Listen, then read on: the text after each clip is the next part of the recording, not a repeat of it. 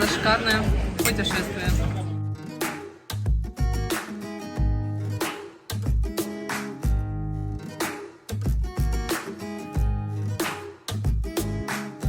Друзья, мы наконец-таки приехали. Все, снимаем наличку сразу же здесь, в аэропорту.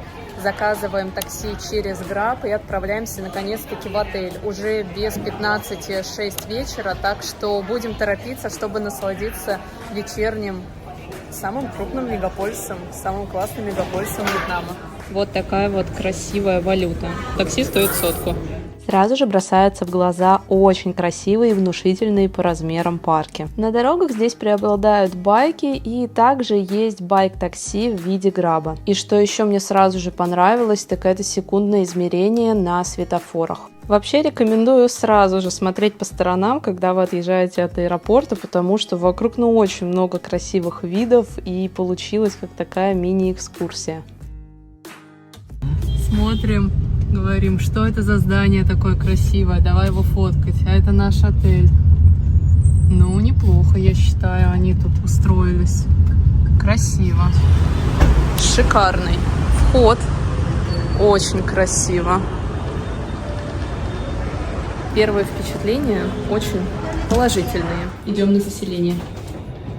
Так, друзья, сделаю рум-тур до заселения, потому что потом комната превращается в непонятно что и не хочется ничего снимать. У нас очень красивый, мне нравится номер, рабочая зона.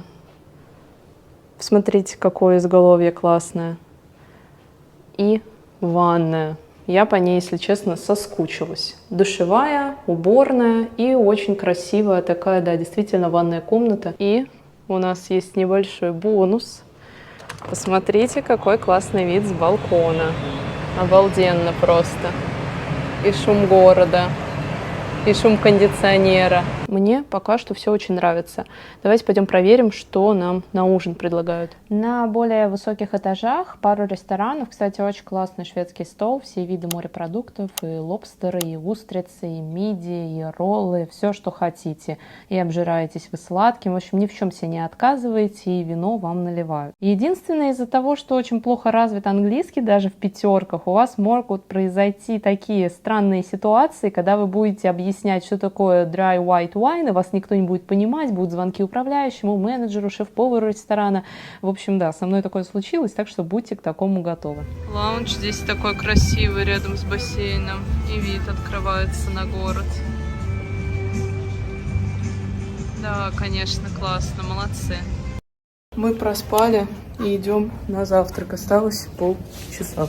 Сразу скажу, что не смогу вам посоветовать заведение, где можно покушать вне отеля. Я ела только в отеле, и единственный раз, когда мы решили заказать Pho Boys, самого какого-то популярного классного заведения, у меня ужасные были боли в животе, я пила таблетки всю ночь и еле уснула, так что нет, не порекомендую. Мы решили сразу после завтрака отправиться в самый крупный здесь молл. Это Сайгон. В принципе, одноименное название, так же, как у города. Хочется немножечко шопинга. Говорят, что здесь в Хошимине он отличный. Может, найду какие-нибудь классные очки, сумку. Ну и немножечко вещей для пляжного отдыха, который у нас уже начинается через пару дней. В общем, немножечко вам поснимаю, покажу. Надеюсь, это место стоит посещения, потому что время у нас ограниченное. А сейф он, что ли, привез? Или что это у него такое? И снова, пока мы ехали до торгового, было много красивых зданий, парков. Ну, в общем, в окно смотреть прям очень красиво.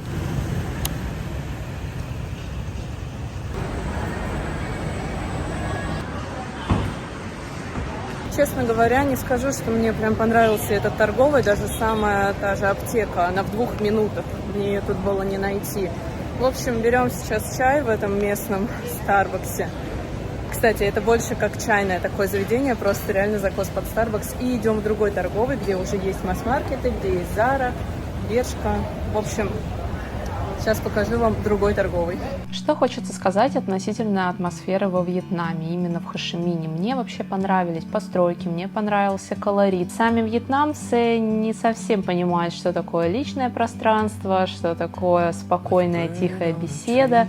То есть будьте готовы к тому, что вас где-то могут там пихнуть, наступить на ногу, не извиниться, вообще не заметить, стоять рядом с вами и говорить на повышенных тонах с кем-то. То есть это все у них в норме вещей, людей, поэтому к таким ситуациям следует быть готовым. Город не маленький, но при этом не такой насыщенный на достопримечательности. То есть, по сути, грубо говоря, смотреть особо в Хошимине нечего. Ходить в бары, какие-то магазины, рестораны, просто гулять, наслаждаться городом, да. Но прям какой-то интересный досуг здесь не совсем получится. Поэтому хочу отметить места, которые я увидела, пока мы гуляли. Первая локация – это здание городского совета и напротив статуя Хошимина. Это первый президент Демократической Республики Вьетнама. Приятное место для прогулки, особенно вечером, там подсветка, фонтаны.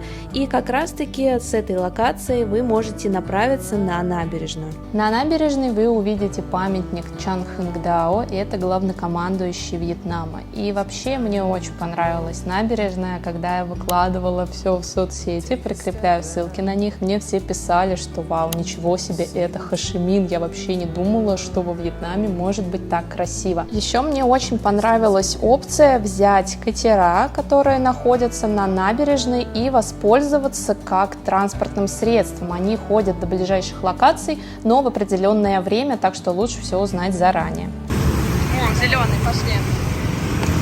Так, сразу снимем на камеру тех, кто нас не пропустит. Так, а это у нас перед оперным театром. Такая вот красота. Лужайка, ну и девушки вот прям по ней ходят, видимо, разрешено. Также рядом я заметила очень красивую католическую церковь, и популярное место – это Нотр-Дам, собор Сайгонской Богоматери. Ну а мы отправляемся в следующий торговый. Да, типа шоколадница. Это, по-моему, так и называется уже шоппинг-плаза. Есть H&M. Есть разные стойки. Шоссейда, Нарс, Диор. Есть Зара, Мак. Ну, короче, классно. Точно что-то можно найти. И здесь очень свежо. Покупочки в Заре, я считаю, удались. Взяла классную сумку и 2 вот таких вот ярких кофточки. И 3 вещи вышли на 1 727 000. Напишу, сколько это в долларах. Кстати, вот такого в нашей Заре на Бали я не видела. Было довольно-таки жарко, причем еще мы не отошли после пеших прогулок в Гонконге и готовились к следующему городу Вьетнама, так что поберегли себя и поехали в отель.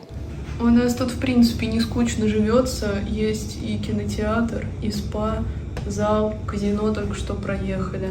2 каких-то холла, пару ресторанов, отдельно стейкхаус, лаунж, бар. Вот мы сейчас в бассейн направимся, и у нас будет afternoon tea. Это уже тоже включено в стоимость, то есть после завтрака мы можем с 10 до 8 вечера заказать себе там какие-то пирожные, чаек, кофе. Ну, в общем, очень приятная такая бонусная добавка.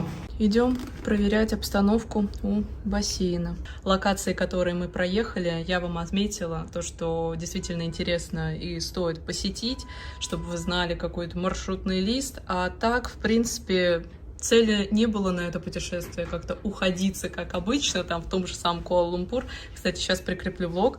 Он очень полезный, информативный для тех, кто собирается в этот город. Посмотрите обязательно. Очень красиво.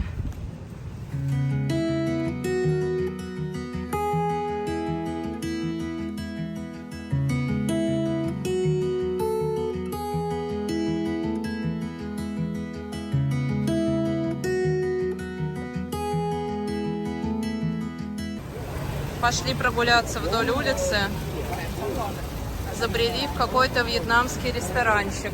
Ну, уже понятно, думаю, что... Ух ты! Какая тут кухня. Кажется, тут драка. Рыбки. Ребят, кто знает, это что вообще? Как это называется? Кто это такой? Да, конечно, интересный тут ассортимент. Я думаю, все-таки, если вы будете недалеко, стоит зайти. Из прикольных находок во Вьетнаме это киткат с матчей, сникерс с овсянкой. А кто помнит эпоху Хуба-Бубы, просто лучшая жвачка детства. Ментос, фанта. Смотрите, какие конфеты острые, не прям с перцем. Кстати, шоколад с перцем неплохое сочетание, мне нравится. Куриные лапки, к слову, уже готовые тут продаются. И топ находок – это мороженое с сыром. Прикиньте, вот вы когда-нибудь подумали бы, что додумаются до того, чтобы сделать мороженое с сыром? А, по-моему, прикольно. И миринда. Слушайте, ну просто какая-то ностальгия 2000-х. Выселяемся, немножечко грустно. Очень классный получился отдых, такой отельный, спокойный. Но нас ждет Дананг. Так, выезжаем. Ну все, прощаемся с Хошимином. Тебе понравилось, Тём? Пойдем, да. Ну, вообще, Артем очень был доволен, хотя он даже более привередлив, чем я, потому что мне интересно посмотреть какие-то достопримечательности, погулять, но с таким шикарным отелем и с таким шикарным обзором, в принципе, тут жилые улочки, вот эти туристические даже, а их не так много, и, в принципе, все как-то вот так компактно, что вам не придется несколько дней брать, чтобы, например, как в том же Гонконге или Куала-Лумпур бегать везде, все успевать смотреть, поэтому, знаете, очень классно отдохнуть от островной жизни, при этом увидеть какую-то приятную архитектуру, насладиться городским ритмом, ну и, в принципе, за хорошую доступную стоимость. И поехать дальше. Хошимин стал для нас очень приятным перевалочным таким пунктом, и, честно, я бы с радостью возвращалась сюда вновь и вновь, отдыхала бы от островной жизни, шопилась, сходила бы по музеям, в которые не успела. В общем, я осталась довольна. И спасибо вам большое за просмотр. До встречи в следующих влогах.